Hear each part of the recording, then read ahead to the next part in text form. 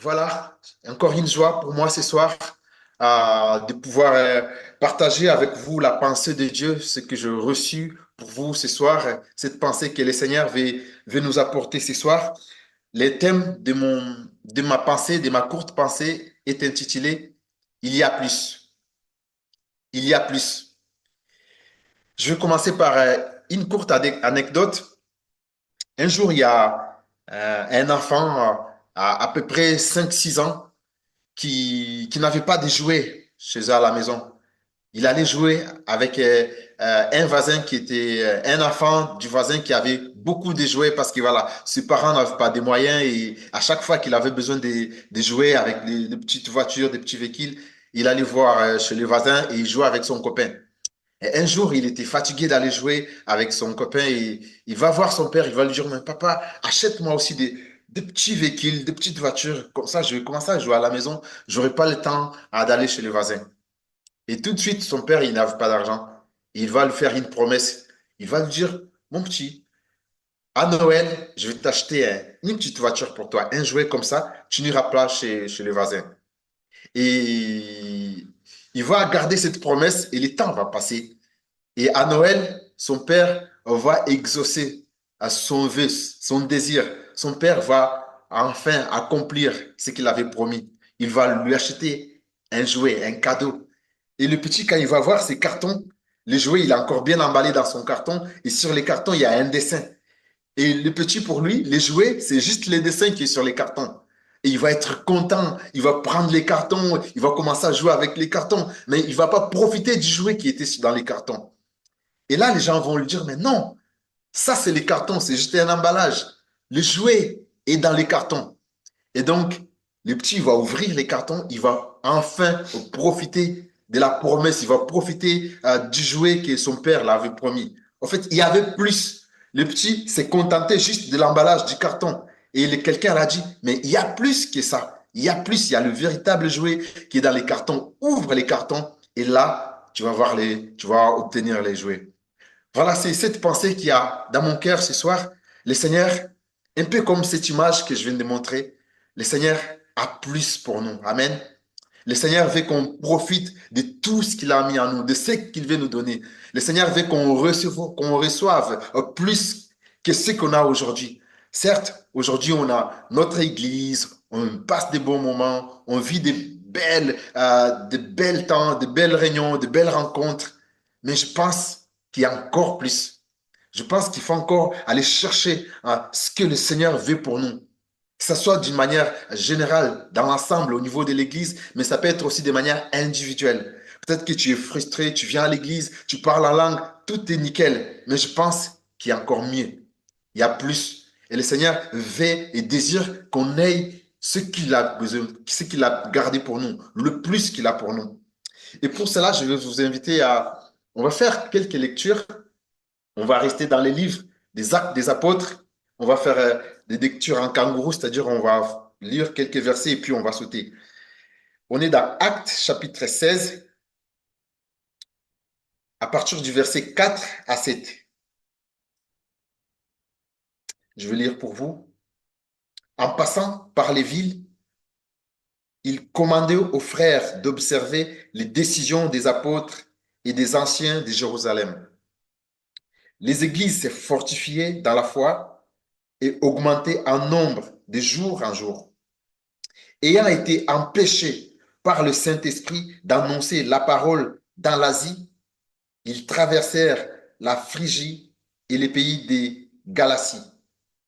Arrivés près de la Mysie, ils se disposaient à entrer en Bithynie, mais l'Esprit de Jésus ne leur permit point. Ici, il s'agit de l'apôtre Paul avec Silas, mais aussi avec Timothée. Il est dit que l'apôtre Paul va entrer dans la ville. Et à ce moment-là, l'apôtre Paul a à cœur aller annoncer l'évangile dans l'Asie mineure, à Éphèse, par exemple. Il a ce désir profond. Parce que l'Asie mineure, c'était vraiment ce continent avec cette grande ville qui était là, Éphèse.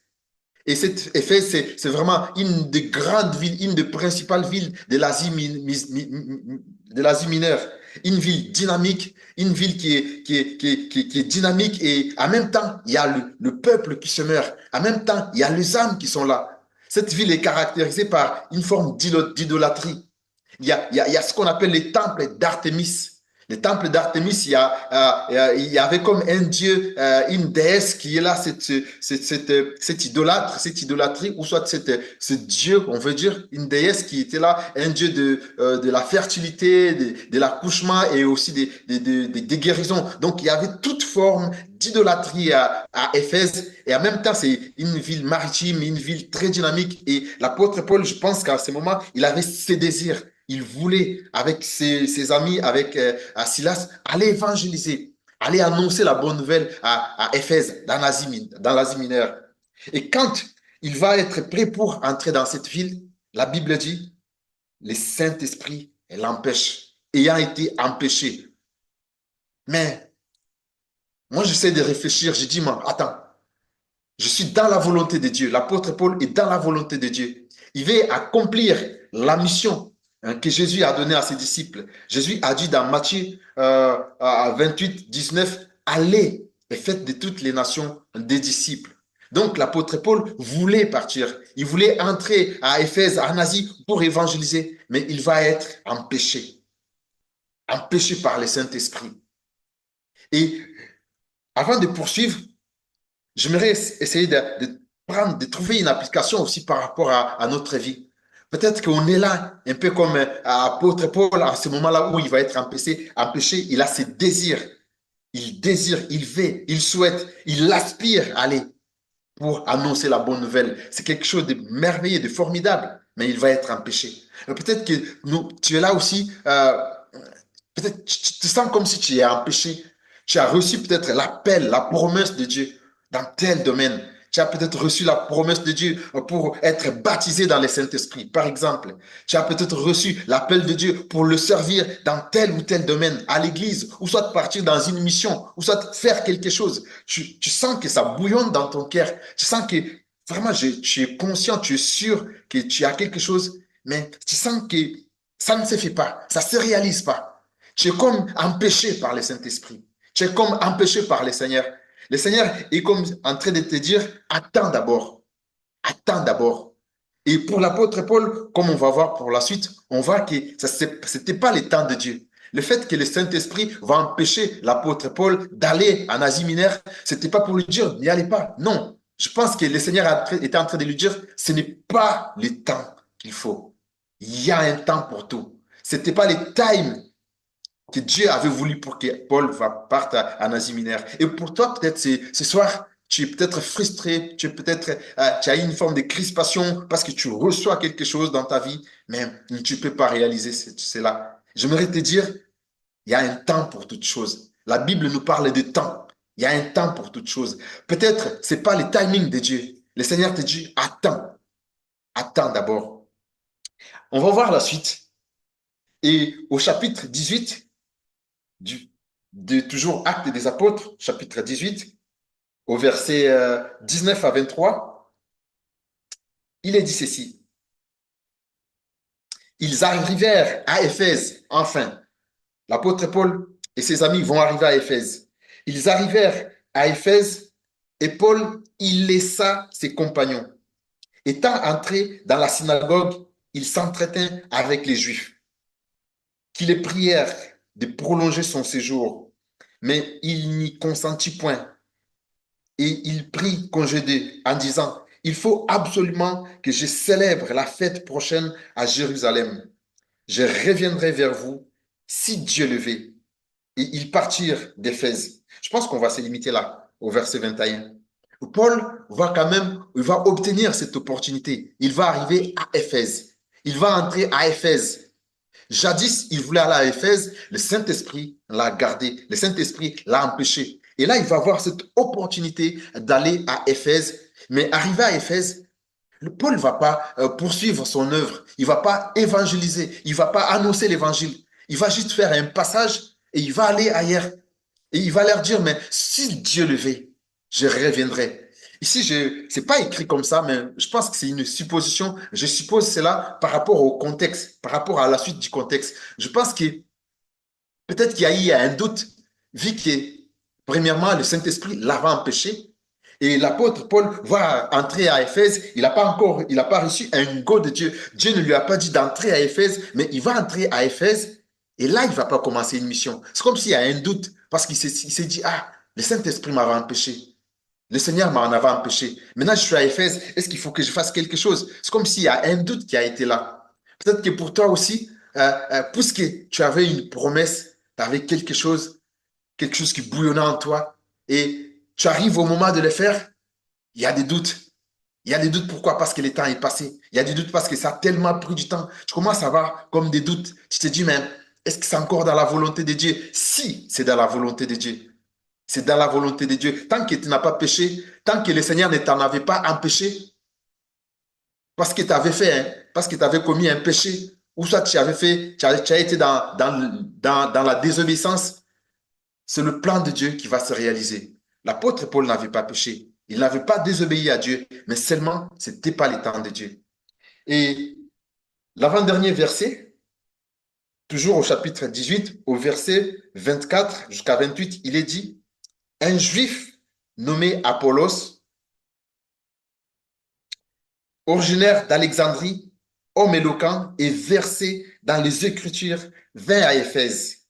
Il était instruit dans la voie du Seigneur et fervent d'esprit. Il a annoncé et enseigné avec exactitude ce qui concerne Jésus, bien qu'il n'ait connu que le baptême des gens. On parle d'Apollos. Apollos va arriver à Éphèse. C'est un homme qui est éduqué, qui est versé dans les Écritures, comme la parole le dit. C'est un homme qui connaît la parole de Dieu. Il est versé dans les Écritures. Il a l'éloquence. Mais seulement, il y a quelque chose. Il va évangéliser, il va annoncer l'évangile, mais il est limité. La Bible dit, il va enseigner juste le baptême de Jean-Baptiste. Le baptême de Jean-Baptiste, c'est le baptême de repentance. Il va juste se limiter là-bas. Le baptême de Jean-Baptiste. Et au chapitre 19, le dernier chapitre que je vais lire, au verset 1, là, on montre encore quelque chose. On va voir que l'apôtre Paul va revenir cette fois-ci. Il va revenir à Éphèse. Enfin, il revient à Éphèse. Et là, qu'est-ce il va chercher? Il va poser la question aux frères et sœurs qui étaient à Éphèse, aux frères et sœurs qu'il va rencontrer. Il va leur demander, avez-vous reçu le Saint-Esprit? Et ils vont répondre, nous n'avons même pas entendu parler du Saint-Esprit. Pourquoi? Ils se sont contentés de ce qu'ils avaient reçu comme enseignement. Les frères s'étaient contentés de ce qu'ils avaient reçu comme l'enseignement. L'enseignement venant d'Apollos. Apollos, c'était juste limité à la prédication du baptême de repentance, le baptême de Jean-Baptiste. Alors qu'il y avait plus, alors qu'il y avait quelque chose de mieux, mais ils n'avaient pas expérimenté ça. Pourquoi? Parce qu'ils ne savaient pas. Et donc, quand l'apôtre Paul arrive, il va, il va quand même trouver qu'Apollos avait déjà fait son travail, mais il va poser la question, avez-vous reçu le Saint-Esprit? Avez-vous reçu quelque chose de meilleur? Avez-vous reçu plus que ce que vous avez aujourd'hui? Ils vont dire, nous n'avons même pas entendu parler du Saint-Esprit. Et là, l'apôtre Paul, il va prier pour eux avec imposition des mains, et ils vont recevoir plus. Amen. Ils vont recevoir plus. Mes frères et sœurs, ce soir, Dieu veut qu'on reçoive plus. Le Seigneur a quelque chose de bon, de meilleur. Le Seigneur veut qu'on avance, qu'on aille plus loin avec lui. Il veut plus parce qu'il a quelque chose de meilleur. Et pour cela, il nous demande de désirer plus. Il nous demande d'aller encore en profondeur dans sa présence. Peut-être que tu as une vie de prière, mais le Seigneur te demande d'aller encore. Parce qu'il y a encore plus, il y a plus que ça. Peut-être que tu parles en langue, mais le Seigneur veut que tu ailles encore plus loin, que tu puisses encore expérimenter d'autres dons spirituels. Peut-être que tu fais encore de belles choses à l'église, dans ta famille, dans tout ce que tu fais, mais il y a plus. Le Seigneur nous demande de ne pas nous contenter de ce que nous avons aujourd'hui, mais d'aller, de chercher encore plus. Voilà ce que j'avais pour vous ce soir. Il y a encore plus. Il y a plus. Pour finir, j'ai cette pensée de Jésus lorsque Jésus va arriver. Lorsqu'il va arriver, il va voir que Jean-Baptiste était en train de préparer les chemins. Jean-Baptiste prêchait la venue de Jésus-Christ, mais il prêchait aussi la repentance. Jean-Baptiste était entouré de ses disciples. Mais lorsque Jean-Baptiste va entendre parler de Jésus, alors qu'il est en prison, il va envoyer les disciples aller vers Jésus. Et pour demander si c'était Jésus qui venait, si c'était Jésus qui était venu ou si c'était un autre prophète. Et quand les disciples de Jean-Baptiste vont aller voir Jésus, et Jésus va leur donner une réponse. J'aime la réponse de Jésus. Jésus va dire aux disciples de Jean-Baptiste, il va leur dire que dites aux Jean-Baptiste ce que vous avez vu. Les aveugles voient, le sourd entendent, les lépreux sont purifiés, le boiteux marche. Dites à Jean-Baptiste ce que vous avez vu. En quelque sorte, Jésus est en train de dire à ses disciples que voilà, vous avez été avec Jean-Baptiste, vous avez vu qu'il a prêché la repentance, qu'il a prêché le baptême de repentance. Maintenant, avec moi, il y a plus. Il y a plus parce que à l'époque de Jean-Baptiste, les aveugles ne voyaient pas, les sourds n'entendaient pas, les boiteux ne marchaient pas. Mais avec moi, il y a un plus. Vous avez vu un plus. Vous voulez voir un plus. Il y a quelque chose de plus. Et mes amis, ce soir et en ces temps, le Seigneur veut qu'on désire encore plus parce qu'il a plus. Il veut nous donner quelque chose de meilleur. La raison pour laquelle ce soir, nous allons encore prier le Seigneur, si vous voulez, bien sûr, pour que le Seigneur nous envoie encore plus, pour que le Seigneur nous donne des désirs encore, sa présence, qu'il nous donne des désirs encore, sa puissance, son onction, qu'il baptise encore du Saint-Esprit, parce que nous voulons encore plus. Nous ne voulons pas nous contenter de ce que nous avons, mais nous voulons encore aspirer au meilleur. Alléluia. Alléluia. Seigneur notre Dieu, notre roi, nous te bénissons pour ta parole encore ce soir avec mes frères et sœurs. Merci parce que tu nous envoies encore ta parole en ce soir. Seigneur, tu nous montres encore que tu as encore plus pour nous, Seigneur, que nous pouvons encore désirer plus, Seigneur, parce que tu gardes de belles choses encore, de meilleures choses pour ton peuple, pour ton Église, Seigneur mon Dieu. Seigneur, tu nous invites à ne pas nous contenter de ce que nous avons. Oui, nous te bénissons, Seigneur, pour ce que nous vivons encore aujourd'hui, Seigneur, dans notre Église. Nous te bénissons pour le baptême qu'il y a. Nous te bénissons pour les délivrances. Nous te bénissons pour les âmes qui viennent à toi, Seigneur. Nous te bénissons, Seigneur, mon Dieu, pour les temps de partage, les temps de communion que nous avons avec toi, Seigneur. Mais nous savons que tu as encore plus pour nous. Nous savons, Seigneur, que tu désires qu'on puisse encore entrer, Seigneur, mon Dieu, dans la profondeur de ta parole, de ta présence, Seigneur, pour voir plus, pour expérimenter plus de toi, Seigneur. Raison pour laquelle, Seigneur, mon Dieu, nous voulons encore désirer, nous désirons encore plus de toi. Seigneur, mon cœur désire plus de toi. Seigneur, je veux encore vivre plus de toi avec toute l'Église, avec les frères et sœurs. Nous voulons encore vivre ta main. Nous voulons vivre ta puissance. Nous voulons que tu puisses encore reprendre ton onction, ta puissance sur ton Église, Seigneur, mon Dieu, afin que qu'on voie le malade être guéri, qu'on voie les aveugles recouvrer la vie, qu'on voie, Seigneur, oui, Seigneur, mon Dieu, mon roi, les baptêmes encore, le feu, Seigneur, parce que tu veux, Seigneur, tu veux qu'on désire encore plus, parce que tu nous disposes encore, tu veux encore qu'on puisse vivre de meilleures, Seigneur, de meilleures choses, Seigneur, mon Dieu. Que ton nom soit béni, Père. Merci, Seigneur, mon Dieu. Alors, aide-nous, Seigneur, à désirer plus de toi, plus de ta présence, plus de ta révélation, plus de ton esprit, plus de ta puissance, Seigneur, mon Dieu, parce que tu as encore plus de toi, plus de nous. Alléluia. Alléluia.